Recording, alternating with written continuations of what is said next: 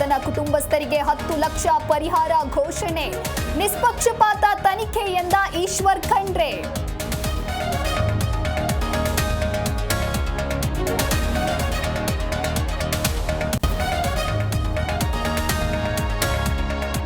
ನನ್ನ ಅವಧಿಯಲ್ಲಿ 1 ರೂಪಾಯಿ ಭ್ರಷ್ಟಾಚಾರ ಮಾಡಿಲ್ಲ. ಆರ್ಎಸ್ಎಸ್ ವಿರೋಧಿ ಎಂದು ಟಾರ್ಗೆಟ್ ಮಾಡ್ತಿದ್ದೀರಿ. ಐಟಿ ಇಡಿ ಬಿಟ್ರು ಹೆದರಲ್ಲ ಎಂದ್ರು ಪ್ರಿಯಾಂಕ್ ಖರ್ಗೆ.